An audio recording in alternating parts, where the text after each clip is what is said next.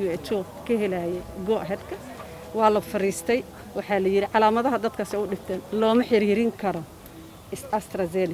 AstraZeneca shirkadda waray soo saartay guddigii waa la soo saaray oo WHO annaga waxaana loo xaqiijiyay inuu safe yahay aan isticmaali karno shalay timid waadna u jeedaan inaan isku durno waxaan rabnaa ummadda inaan u sheegno dejinno waxaanan safe ahayn idin ma horseedeen qof walba nafta waa jecel yahay waxaan rabnaa in bulshada aan badbaadino in bulshada ilaahay ka soo yahay dadaalkana la faray in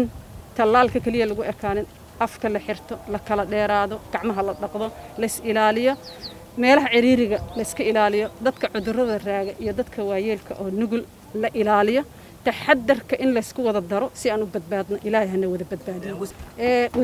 madaxweynaha waa bilaabayay waana arki doontii sawiradiisa waxaan ugu talaalayay xafiiskiisa dadaal loo diray intaan annaga galin xaafadda ee meesha la isku talaalayo wasiir waxa la soo wariyay in dadka qaar ama qofka marka uu bilaabo oo kale la duro inuu wareerayo labalabana uu dareemayo taas maxaa ka jira hadii hadda waxa dareemaysaa noo sheeg wax zaa'id oo aan dareemayo ma jirto aan ka ahayn cirbadii meeshii dabcan lagu duray marka ilaahay waxaan ka baryaynaa in ummadeena ay qaadato aan ku badbaadno waxaan nahay dad wadan iska tabar yar systemka nidaamkiisa caafimaad oo runtii iska hooseeya kaalmo badan u baahan